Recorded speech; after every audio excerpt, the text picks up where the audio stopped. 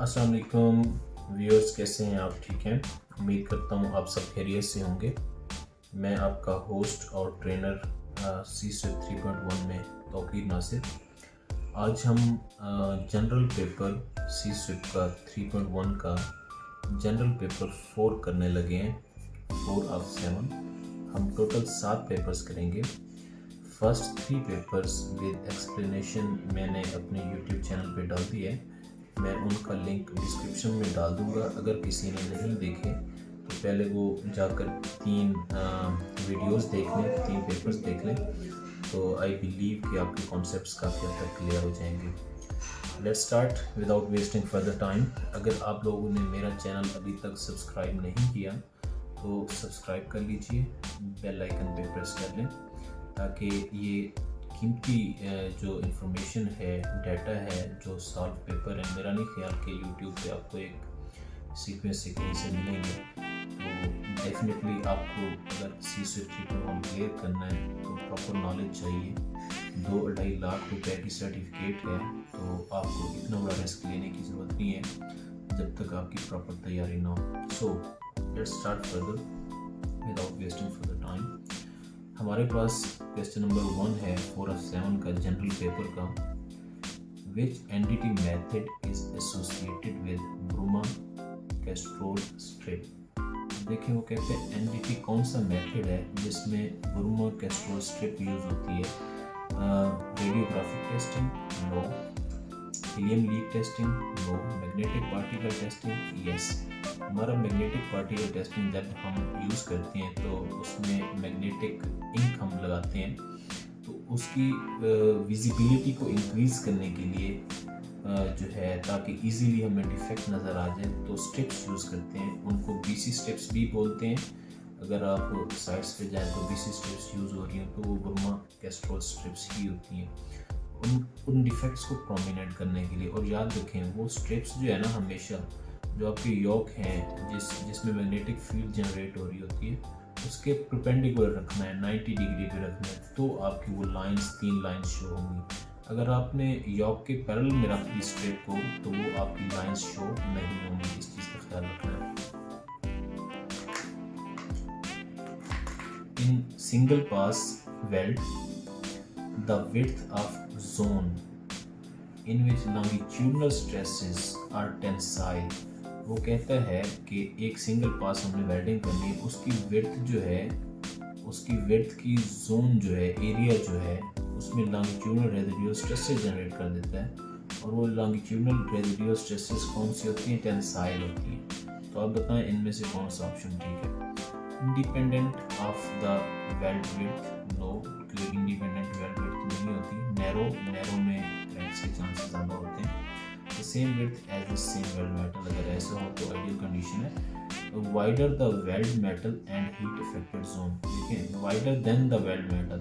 Suppose हमारे पास we joint है, इसकी इतनी विड्थ है, ठीक है, इसमें हमने भराई करनी है वेल्डिंग के लिए। अगर आप ऐसी वेल्डिंग करते हैं जिसमें वेल्ड बीट की विड्थ उससे एक्सीड कर जाती है, बढ़ जाती है, तो उसमें क्या होगा, वो वेल्ड मेटल ओरिजिनल से और उसमें जो हीट अफेक्टेड जोन है उससे भी बढ़ जाएगी। तो इसका मतलब है उसमें लॉन्गिट्यूडनल रेसिडुअल स्ट्रेसेस जनरेट हो जाएंगी। Remember this, the option D is correct option.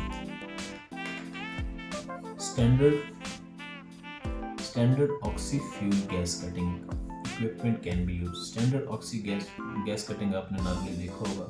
Gas cutting जो होता है वो सिर्फ कार्बन स्टील के लिए यूज़ होता है, जबकि जो प्लाज्मा हम यूज़ करते हैं वो ऑस्टेनेटिक स्टेनलेस स्टील, कॉपर या एल्यूमिनियम के लिए, लेकिन गैस कटिंग सिर्फ कार्बन स्टील के लिए। रिमेंबर। साथ साथ में जो प्लाज्मा का भी मैंने आपको बता दिया, तो नेक्स्ट अगर क्वेश्चन आता है तो इनमें से होगा ऑस्टेनेटिक स्टेनलेस स्टील वगैरह, या इनमें से आपको सिंपली क्लिक करना है। In TIG welding tungsten inert gas welding hydrogen is added to argon. देखिए उसमें हाइड्रोजन यूज होती है। वो कहता है अगर हाइड्रोजन में आर्गन भी गैस है, आर्गन ऐड कर दें तो कौन से स्टील की वेल्डिंग के लिए वो यूज होगी। अगर हम हाइड्रोजन में आर्गन को ऐड कर देते हैं, याद रखें 2 पॉइंट्स, अगर हम हाइड्रोजन में आर्गन को ऐड कर दें तो हमारी डायरेक्ट आप आंखें बंद करके ऑस्टेनेटिक स्टेनलेस स्टील, आपका आंसर ठीक होगा। ठीक है, मतलब हम टेक वेल्डिंग कर रहे हैं और हाइड्रोजन में हमने आर्गन को ऐड किया। अगर हम नाइट्रोजन को ऐड करते हैं, आगे क्वेश्चन आएगा उसका, अगर हाइड्रोजन में हम नाइट्रोजन को ऐड कर देते हैं या नाइट्रोजन यूज़ करते हैं टेक वेल्डिंग में, तो वो कॉपर के लिए यूज़ होगी। ठीक है, नाइट्रोजन होगी तो कॉपर के लिए, आर्गन होगी तो ऑस्टेनेटिक स्टेनलेस स्टील के लिए। वेल, नेक्स्ट क्वेश्चन वही है, what may be a reason for using nitrogen gas in TIG welding. वो कहते हैं नाइट्रोजन गैस हम टेक वेल्डिंग में क्यों यूज़ करते हैं? To stabilize the arc when welding carbon steel? No, there is no impact on the stabilization. It can be used in weld copper. Yes, जब nitrogen हम यूज़ करेंगे तो welding of copper के लिए ही यूज़ करेंगे। If the maximum इंटरबर्स्ट temperature is exceed, कहते हैं जब हम वेल्डिंग कर रहे होते हैं ना, तो पहले इनिशियल होता है टेम्परेचर, जिसको हम प्री हीट भी बोलते हैं, फिर इंटरपास होता है, फिर post temperature, post weld heat treatment या पोस्ट हीटिंग होती है। अब वो दरमियान में, वेल्डिंग के दरमियान जो इंटरपास टेम्परेचर, वो कहता है अगर बढ़ जाए, सपोज 200 डिग्री सेल्सियस हमें अलाउ है एज पर हमारे WQT, वो हो जाता है 400, तो वो कहता है उससे फ़र्क क्या पड़ता है? याद रखें, 2 पॉइंट्स बता रहा हूँ।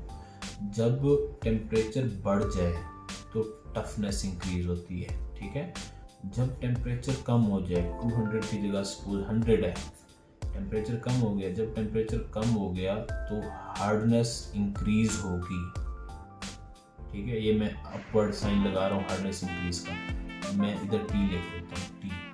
अगर टेम्परेचर बढ़ जाए तो टफनेस इंक्रीज होगी, अगर टेम्परेचर कम हो तो हार्डनेस इंक्रीज होगी। Got it?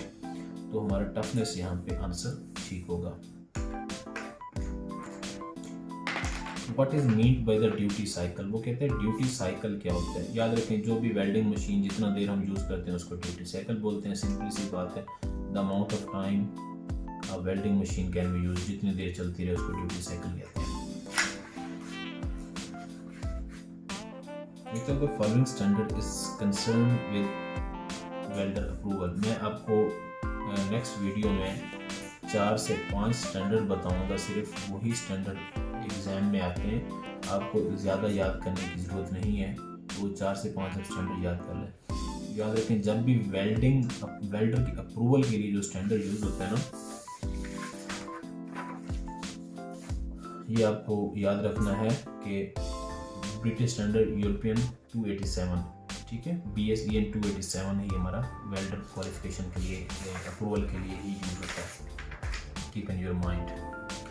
A drawing with symbols, अब देखें इसमें ना उसने बता दिया कि ड्राइंग के सिंबल के लिए ये स्टैंडर्ड यूज होता है, ये भी आपको याद रखना होगा। यानी जब ड्राइंग का सिंबल का वो पूछे 22,553, BSEN 22,553 22,553, जब वेल्डर अप्रूवल 287, 2 स्टैंडर्ड आपको यही याद हो गया। विल शो, अब कहते हैं वेल्डर ड्राइंग के सिंबल में इस स्टैंडर्ड के अकॉर्डिंग अगर 5 मिलीमीटर लेग लेंथ हो फिलेट वेल्ड की, बाई उसको डिनोमिनेट कैसे करेंगे, उसको शो कैसे करेंगे? देखें, हमने सिंबल को ना शो करना होता है। जो ड्राइंग में हमने इसको सिंबल दिया हुआ है ना, 5 मिली उसका लिखा हुआ है, पहले आपको पता होना चाहिए लेग लेंथ को कैसे डिनोट करते हैं। लेग लेंथ को जी से डिनोट करते हैं और थ्रॉट थिकनेस को हम ए से डिनोट करते हैं। ये मैं याद रखने के लिए आपको कहता हूँ।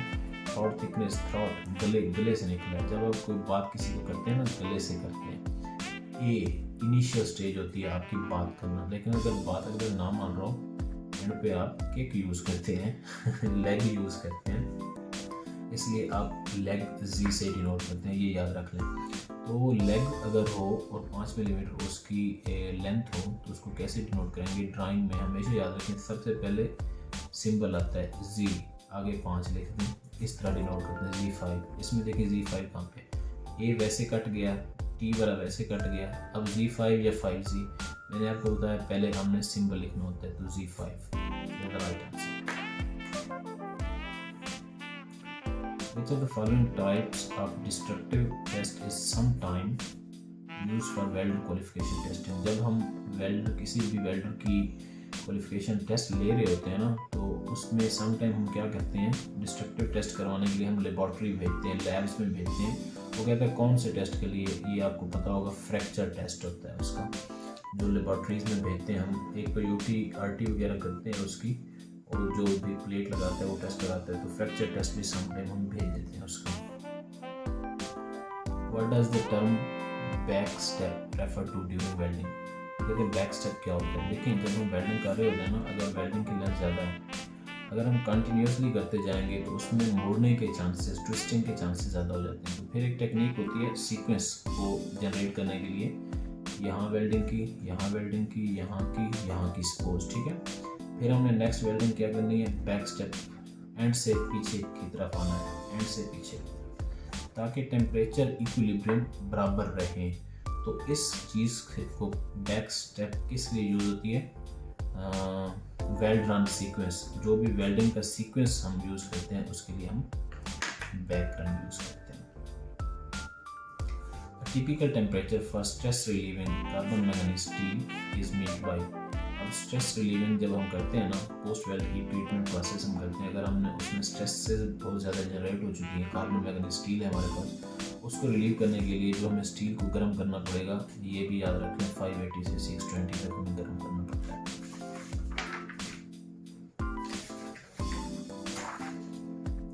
Number 13 is which of the following material is most susceptible to hydrogen cracking? ये स्पेलिंग गलत है, ठीक है, spelling susceptible to hydrogen cracking। देखिए हाइड्रोजन क्रैकिंग का आपको पता है, सारा जो प्रोसेस होता है उसमें ज़्यादा होती है, उसकी डिफरेंट काजेज हो सकती हैं। या तो नैरो बीड है, विड्थ उसकी नैरो है लेकिन उसकी डेप्थ ज़्यादा है, इसमें भी हाइड्रोजन क्रैकिंग के चांसेस ज़्यादा होते हैं। दूसरा उसमें ये इसने क्या कहा जी, low carbon steel, low carbon steel की टफनेस ज़्यादा होती है। ऑस्टेनिटिक स्टेनलेस स्टील नहीं।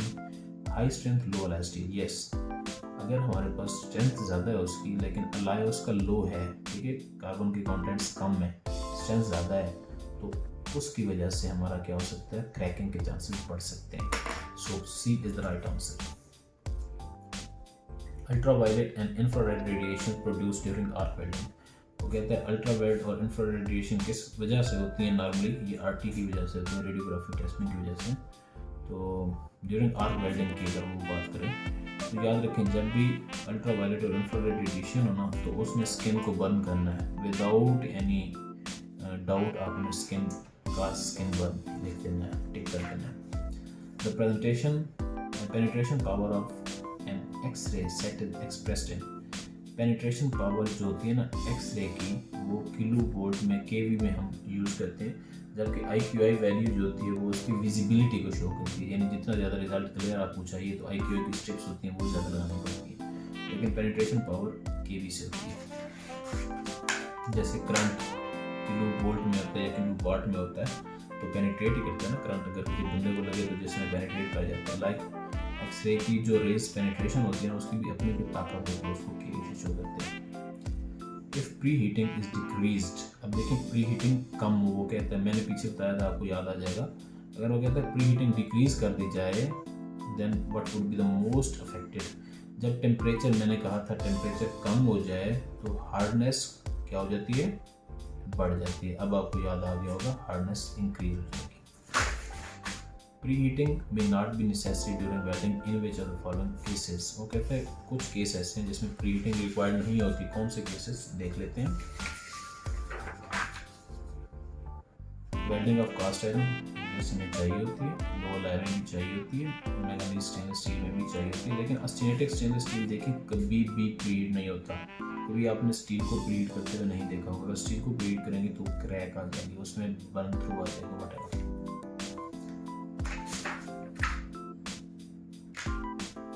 Which of the following is normally true? इसमें से वो कहता है कौन सा ट्रू है। Impact energy specified in newton per square metre, no. Impact energy kilo में होती है, हीट इनपुट, नो।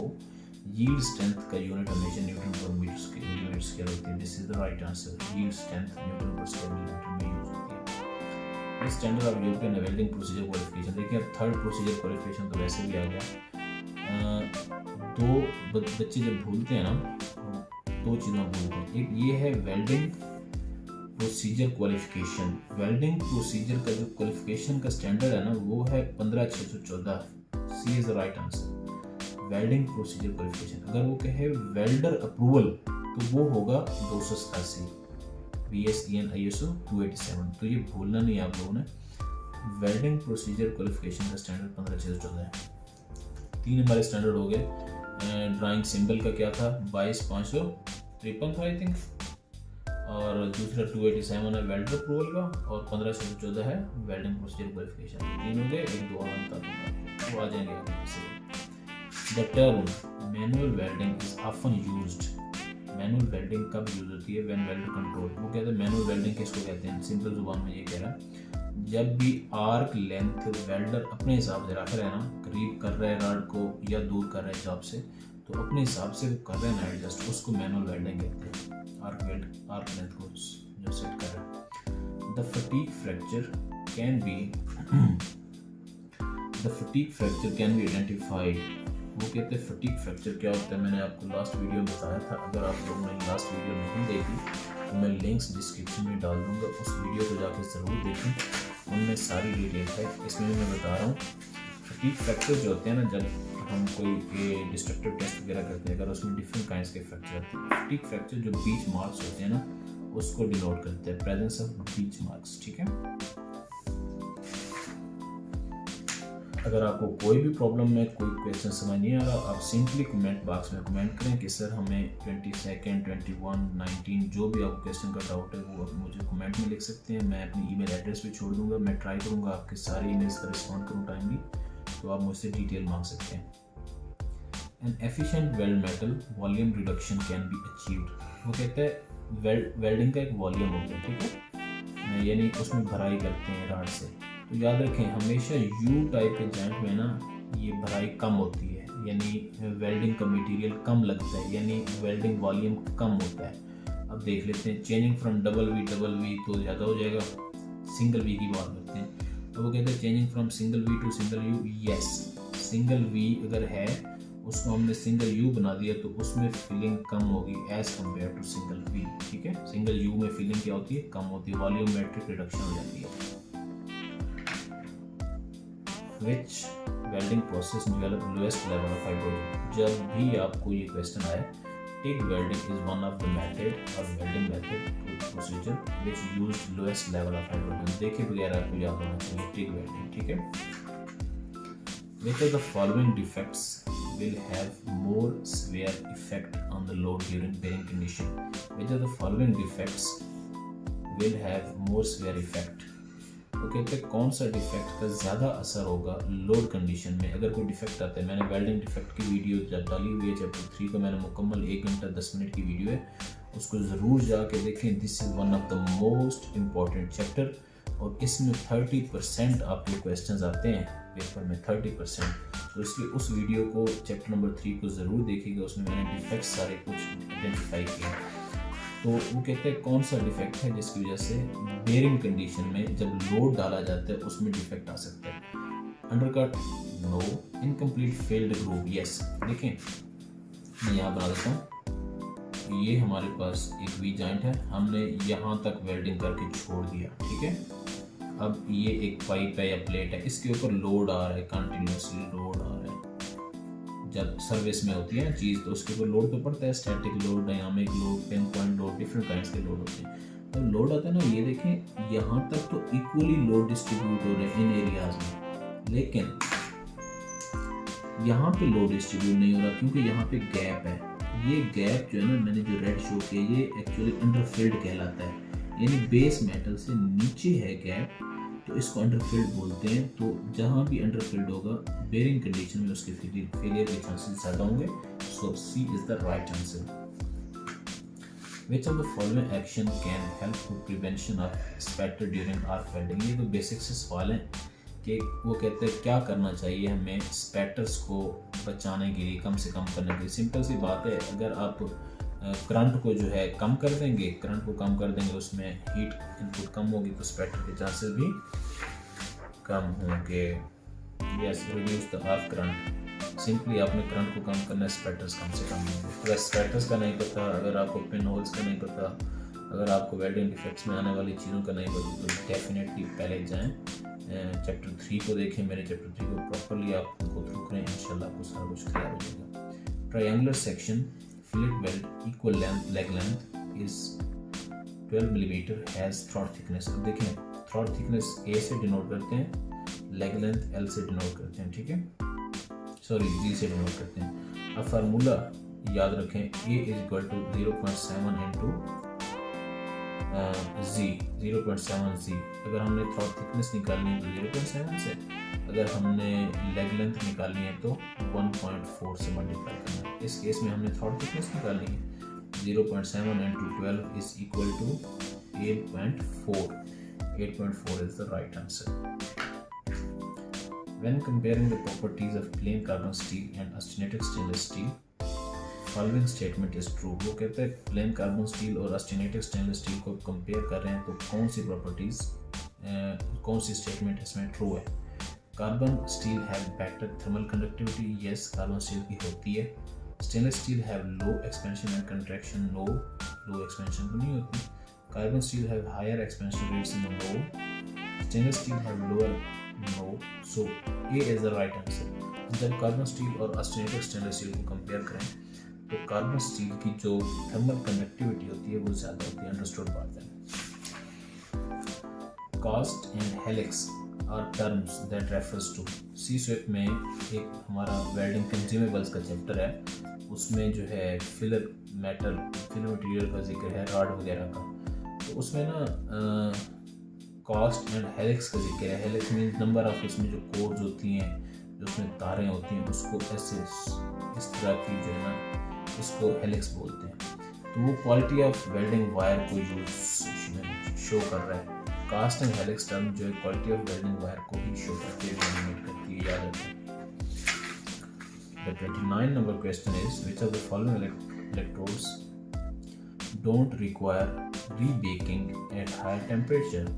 देखें हमारे पास तीन टाइप्स के इलेक्ट्रोड्स होते हैं, बेसिक इलेक्ट्रोड हैं, सेलुलोसिक इलेक्ट्रोड्स हैं और एसिडिक इलेक्ट्रोड्स हैं।